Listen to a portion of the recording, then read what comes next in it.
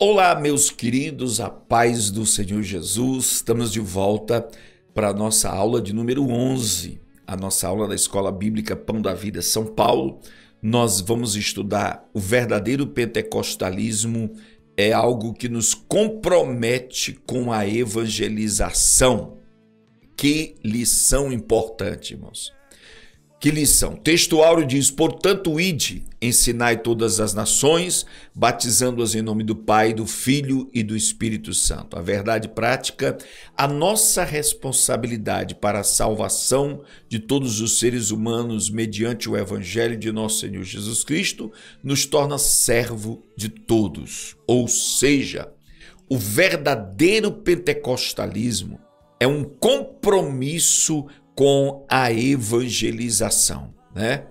Aqui está a leitura bíblica em classe, Marcos 16, 14 a 20, a ordenança de Jesus para pregar o evangelho e a manifestação, a manifestação do poder de Deus para confirmação do evangelho do reino de Deus, né?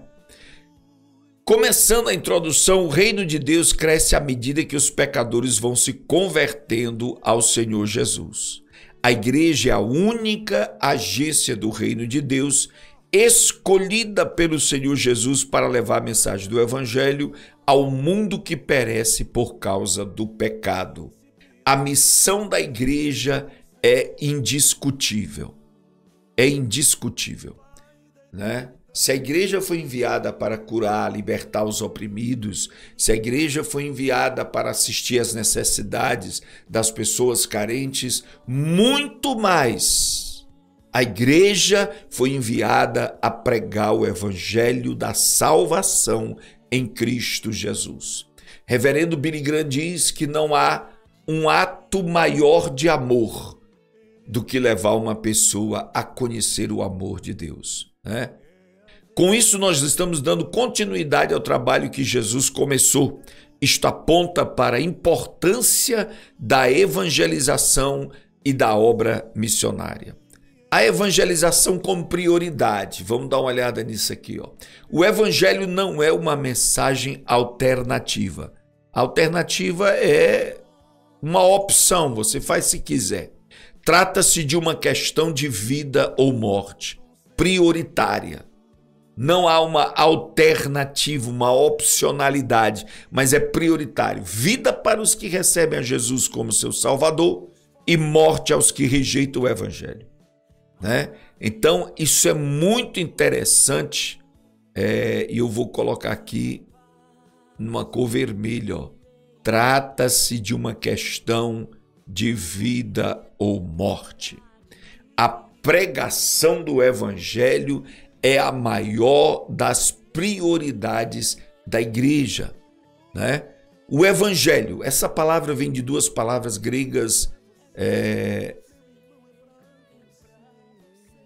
o advérbio bem e angelia, que significa mensagem.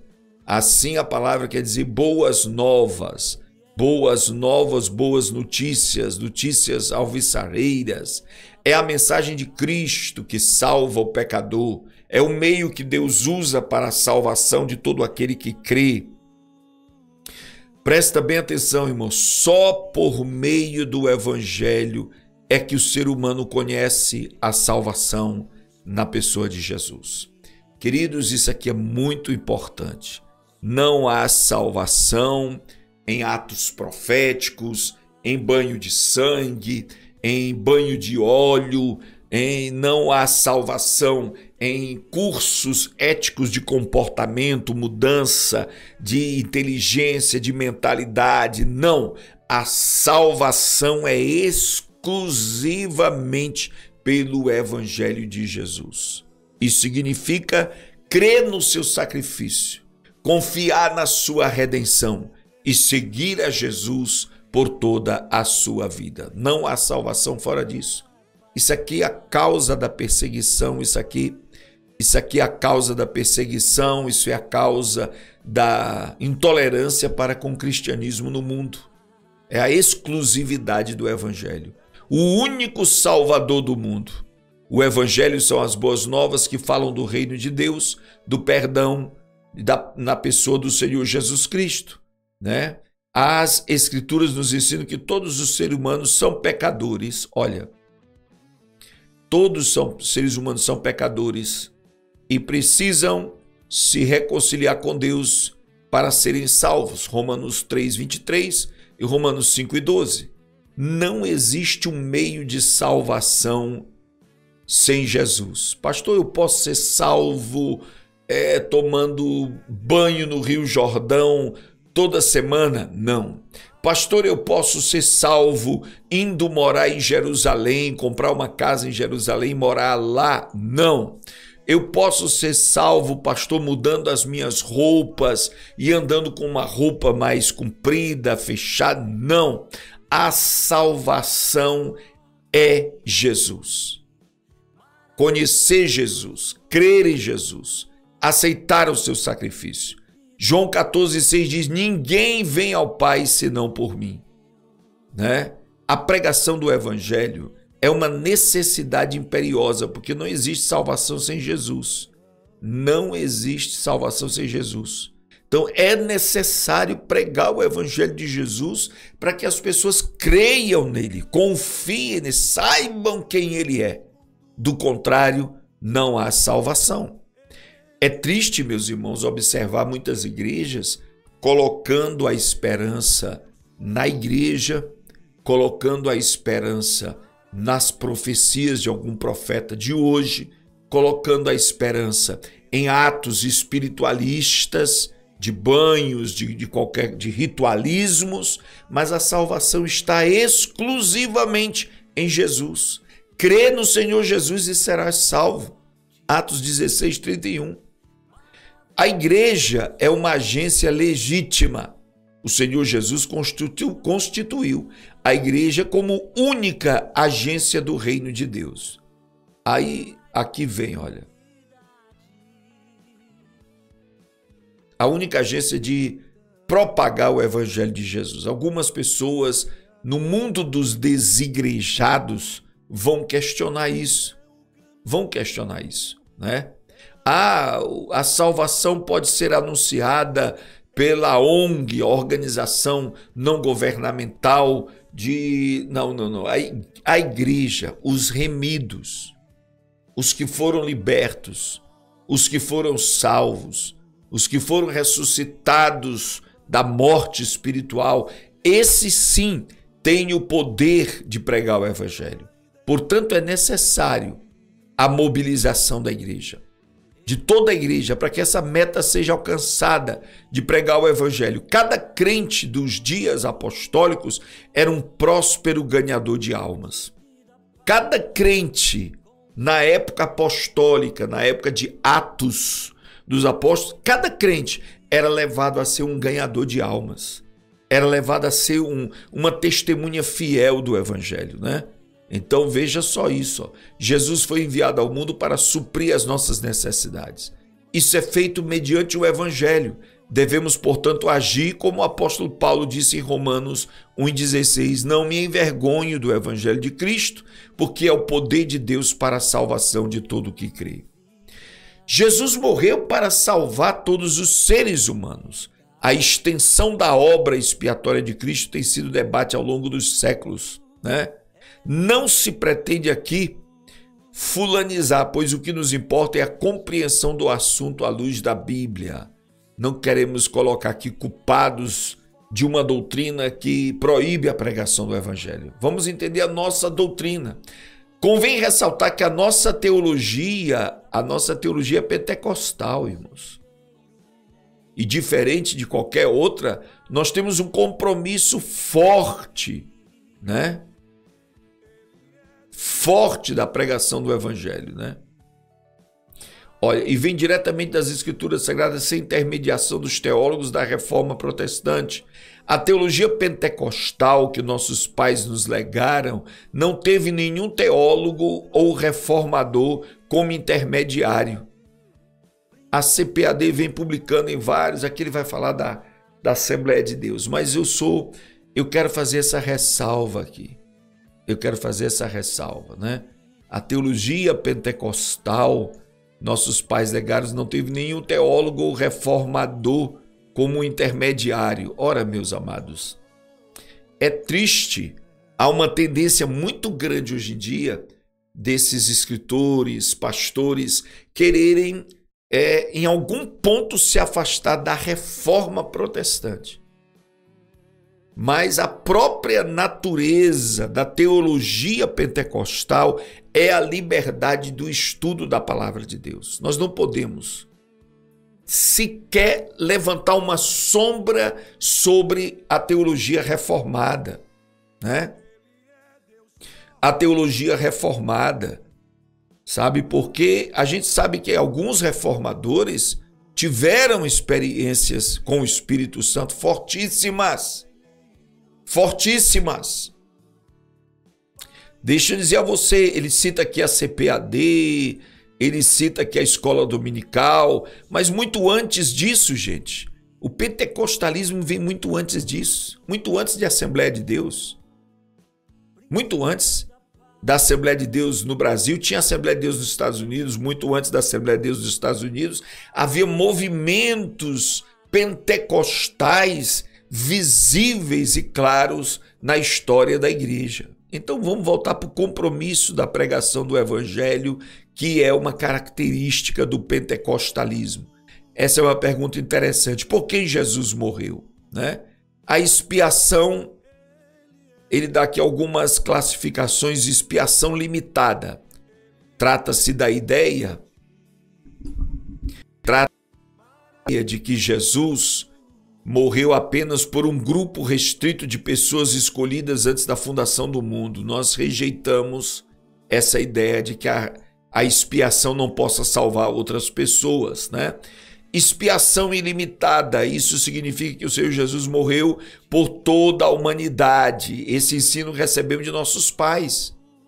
A expiação, ela é plena, pode salvar todos aqueles que se chegam a Deus.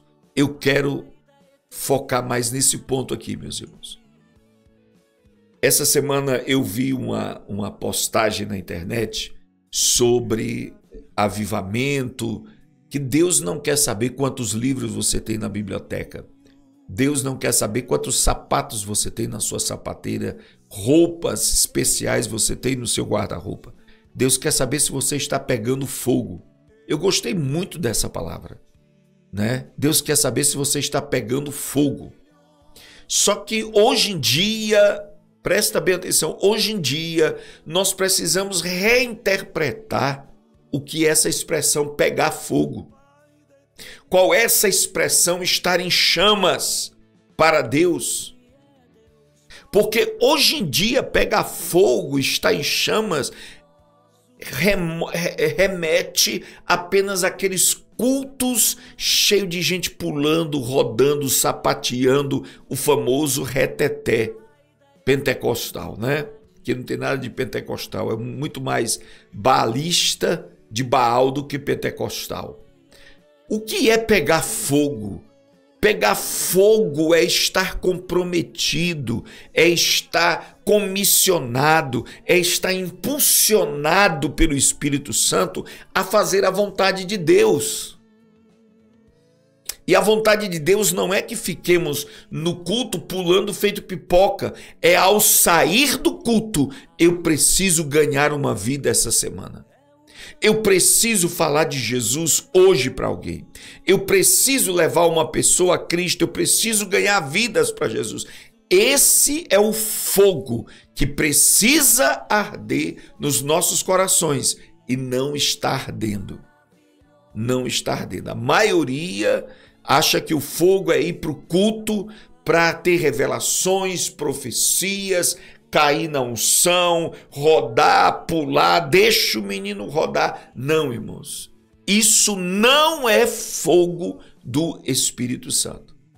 O fogo do Espírito Santo, Jesus disse, recebereis poder e sereis minhas testemunhas. Jerusalém, Judéia, Samaria, até os confins da terra.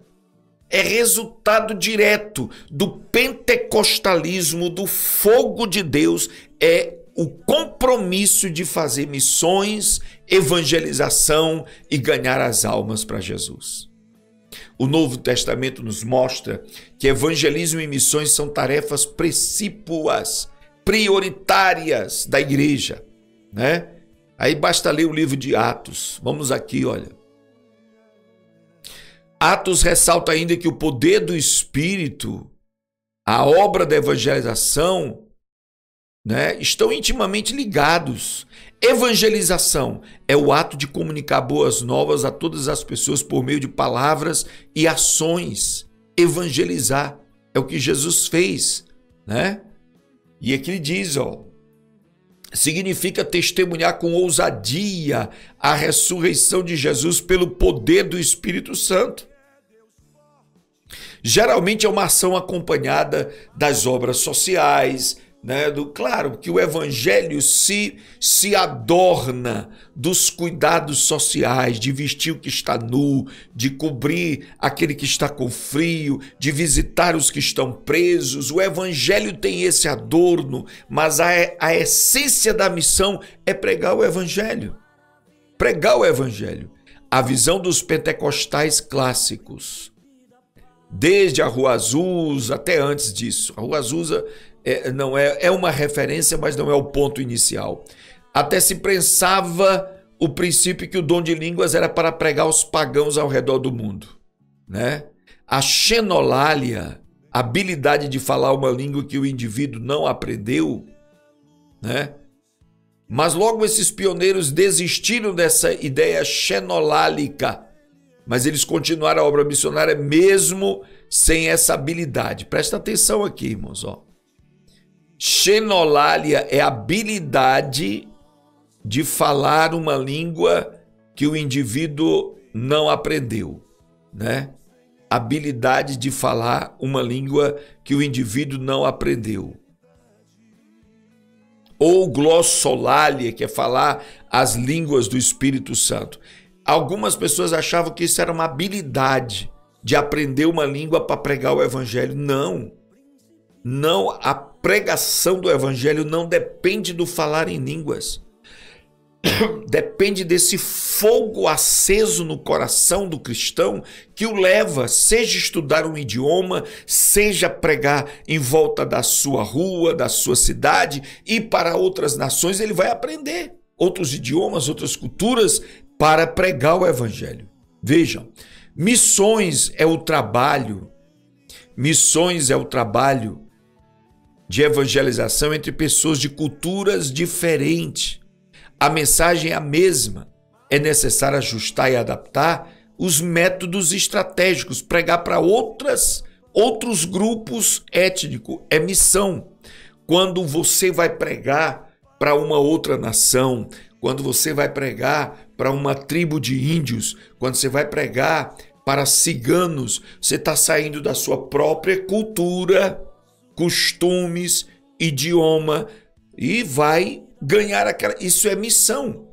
É quando você passa pelas fronteiras culturais, né? Então isso aqui é bom a gente colocar aqui, gente.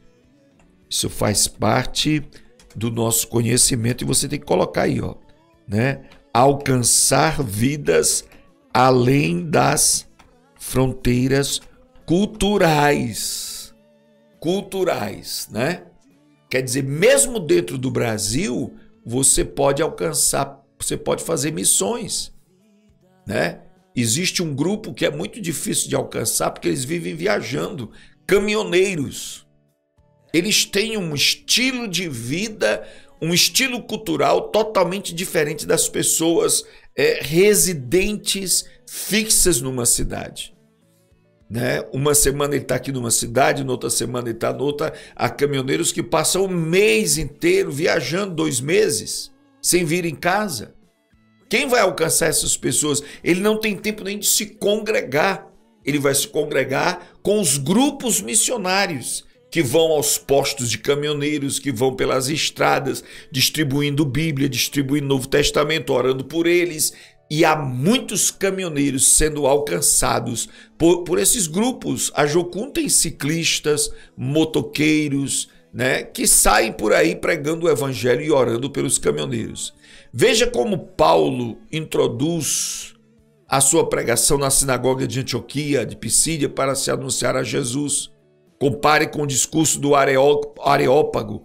Há uma mudança, uma variação, né, de estilo de pregar de acordo com a cultura. Se você vai pregar para filósofos de Atenas, é uma coisa.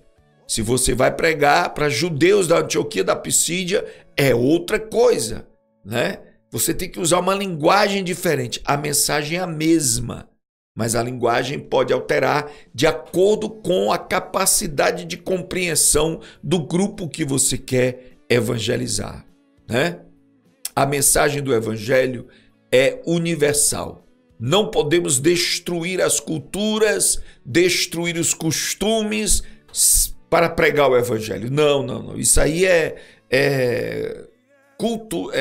aculturar, é roubar a cultura de alguém e colocar uma cultura minha, da minha terra, como se fosse o evangelho. Não, a sua cultura não é o evangelho.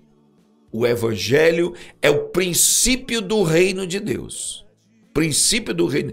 Há elementos culturais que serão modificados por causa do princípio do evangelho. Mas não toda a cultura, não precisa destruir a cultura de uma tribo de índio por causa do evangelho. Qual o desafio de hoje?